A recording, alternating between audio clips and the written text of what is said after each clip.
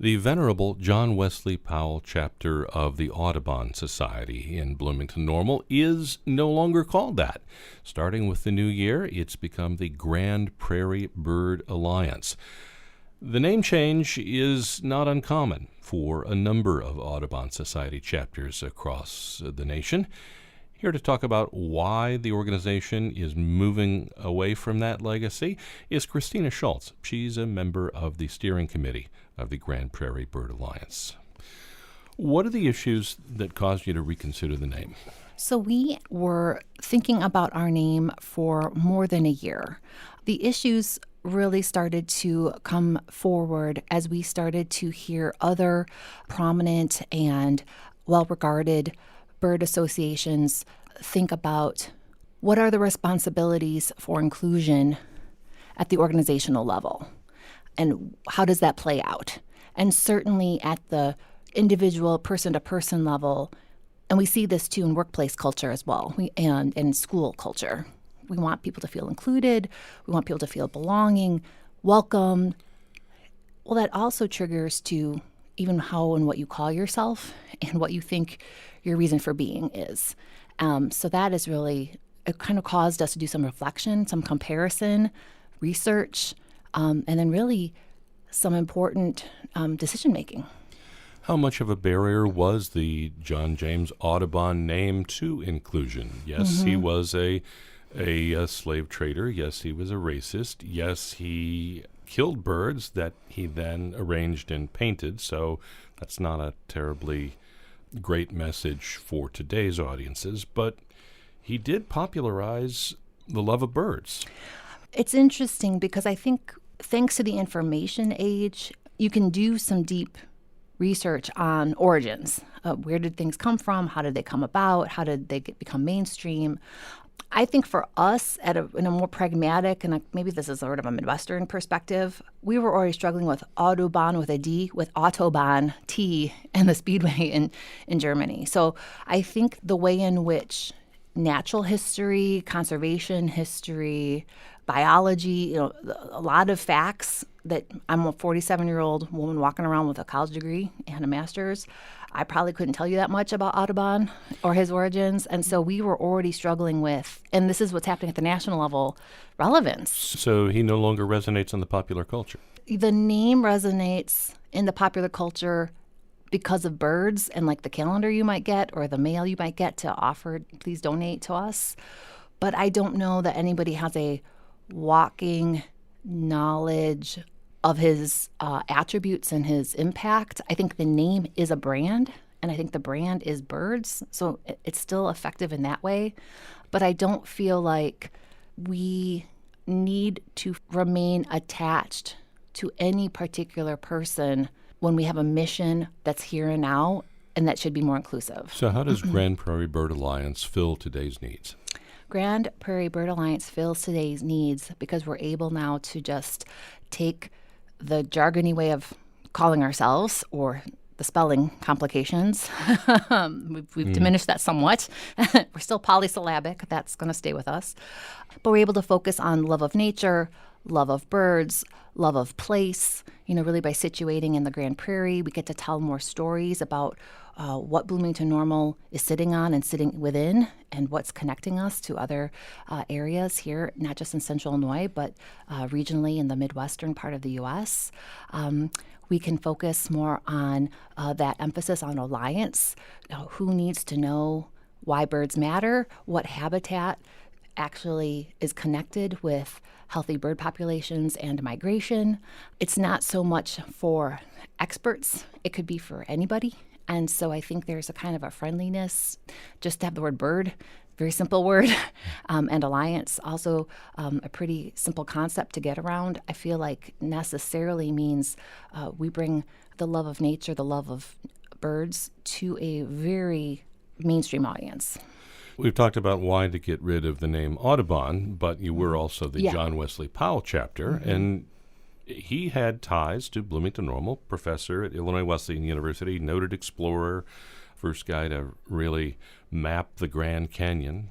Why abandon that history? Is he no longer culturally relevant, or his history is not as complicated as Audubon's. His history is not as complicated, but I'll just say in a very similar way, we're not erasing or abandoning or disrespecting what has come before. We, especially at the board level, and I think our members, especially very active members, are aware of we stand on the shoulders of all who came before us. When you're into conservation and stewardship, you do a fair amount of looking behind with some kind of response, whether it's, I can't believe they did that, or thank goodness they did that. But we're also very much living in the present. What's our job now? What are we supposed to help and support now?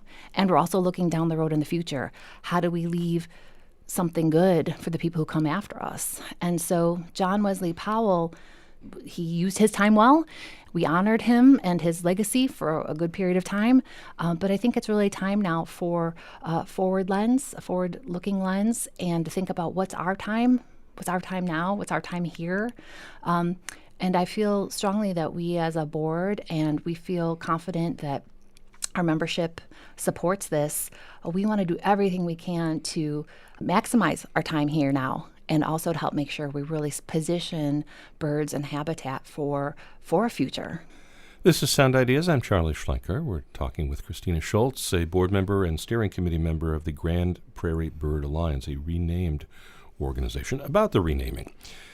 How many names did you consider for the renaming, and what were some of the ones that didn't quite make it? Because we'd been thinking and talking about this for well over a year, we were doing like a slow and informal consideration of what were the criteria of a good name, what are the elements of a good name. By the time it came for us to settle on something, we had already narrowed in on some of the criteria. We wanted to make sure that we stopped being about a person. Part of the John Wesley Powell situation for us, because he was so prominent, as you mentioned, and locally known, we were an outlier in the chapters of the Audubon Society for being named after a person, when most others are named after a place or a town, or it's about where is birding happening. And so we knew for sure we wanted to break with a person's name. Then came, how different or similar do we want to be with what's happening nationally and locally? And so members of our board did some really helpful benchmarking with other organizations and chapters, and got to listen to and think through what they had decided. In Wisconsin, they've got Badgerland as a thing, so they were able to bring Badgerland into their updated bird association. We didn't really feel like we had something quite that accessible, but we did really like the idea of place, and so that really brought us to brainstorming some different options. One that we discarded, Central Illinois Bird Alliance. Now, there's nothing wrong with that, but Central Illinois is a pretty well used phrase. Doesn't make you stand out. And I am a transplant from the Chicago suburbs, and when I moved to Central Illinois, I really felt like I had lost some scenery. I came from a more hilly place. Man, do I miss natural weeping willows. We just don't have them in abundance down here. A lot of landlocked, not a lot of natural water elements. And so I was one of the people who felt Central Illinois wasn't necessarily the most awesome region. But when we think about birds and habitat and what birds in this area need, grassland, marshes, prairie, it's way better than a snooty suburbanite transplant was giving it credit for. And so I'm excited about the association now and the tie to Grand Prairie. It gives us a reason to really better understand our geology, our climate, and I think it'll help inform some interesting new programming and educational advocacy. How so? I think that if I'm 47 years old and a lifelong Illinoisan, and I don't know that much about the Grand Prairie, and so when I saw what the map of Grand Prairie really means and extends well beyond Illinois, I was like, come on, that's pretty neat. When you can find multiple species of birds in a very small, dense forest, say Ewing Park, you'd be amazed. There's no way a casual nature lover. I've hiked, I've walked my dog, I've been with my kids, I cross-country skied, but I didn't know we had double-digit species of birds hanging out in those trees. I didn't realize we had a family of owls that kind of nest there every year, and you get to watch them grow up, it was pretty amazing. So I feel like if I can get excited and sparked, think about how multi-generational that could be. If you think of all the plants involved in the Grand Prairie, the native grasses and the different kinds of soils and water retention aspects, is it going to help you in habitat restoration projects? I believe so. I think some of the kind of habitat you're talking about also complements the built environment pretty well. So, well, we can take swaths of spaces and say, hey, could we make this more biodiverse? Can we get rid of the non-native, the more invasive plantings that might be inhibiting the biodiversity, including birds? I think that allows us to have some pretty effective and productive conversations with folks at the town of Normal and also City of Bloomington within Parks and Recreation. We have a great alliance with Master Gardeners, where we can think through what could we bring in that would be nurturing and maybe restorative to our local landscape. The pandemic was a boon to birders. Yes. You could do it outdoors. It was get you out and stirring about, and it's safe. Are some of the people that came to birding during the pandemic going to go back to previous habits, and how are you going to try to retain them? That's a really interesting question. I would say that is how my family came into birding, the copious amount of time at home and in nature that the pandemic offered really did put birding higher up on the things to do list than it had ever been before. And since we've all resumed kind of regular lifestyles and work-life balance, yeah, I would think a little bit of less time birding. However, once you become attuned to nature, you notice it wherever you are. And so the great thing about birding is you could be walking down the sidewalk, and if there's a bird in the tree next to you, you could stop and say, oh, that's a sparrow. Oh, that's a bluebird. And so I think the nice thing about birding is how portable and scalable it is.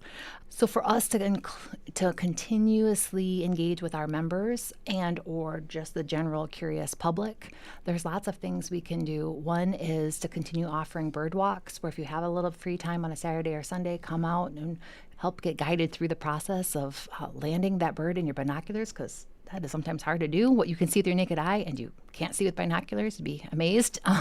So having guided bird walks can really help. We can also offer films like during the winter sometimes or the late fall to help make sure that people still feel like they're getting that nature fix, so that if you aren't getting outside, you can still get that connection. And I think our board has been talking about whether there are some improved ways of reaching out through digital means. A lot of zoos have the little cam that's kind of keeping an eye on, when baby animals are born, or how did that newcomer handle the adaptation to their new location. So there might be some things that we can do with a more digital experience, where if you're not getting out, you can still feel like nature is still coming to you. And that is one of the advantages of the high-tech age that we're in. We probably have a lot of room to continue going down there. You had mentioned the bird walks and this possibility. Are there programs that you're about to kick off that you can mention? We recently installed some birdhouses at Colleen Hoos, continuing to engage youth. We're still looking for more opportunities for that, so that's something that's on our to-do list.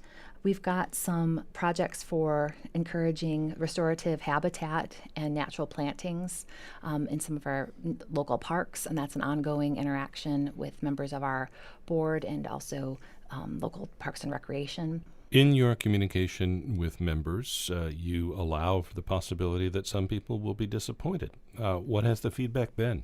So far, feedback has been overwhelmingly positive. People thank us for taking this step. People understand. People have thanked us for laying out our rationale. People have also thanked us for posting articles that help explain the why, because for anyone who has not known this was going on, you might have woken up on January 1st and thought, what the heck is going on? So absolutely, all members have a right to be curious about the why. And when we've provided that in the way that we have, the majority of the feedback has been quite positive and receptive. But we don't take that for granted. We're definitely wanting to stay open, transparent. We encourage anyone who would like more one-on-one discussion about what has happened in the name change to please be in touch with us. We're here for our members. We're here for the community. We're here for the birds. And so we're happy to help people get through it. But for those of us who are abundantly enthusiastic and ready, we'll proceed, and we trust people will either make their way to return to us, or we certainly understand people who feel like, well, maybe this is a time for some kind of parting. But the birds are still there and nature's still there, so it's really okay. Christina Schultz is a member of the board of the Grand Prairie Bird Alliance. Thanks for joining us. Thank you so much for having me. I'm Charlie Schlenker. This is Sound Ideas, and you're listening to 89.1 WGLT and WGLT.org.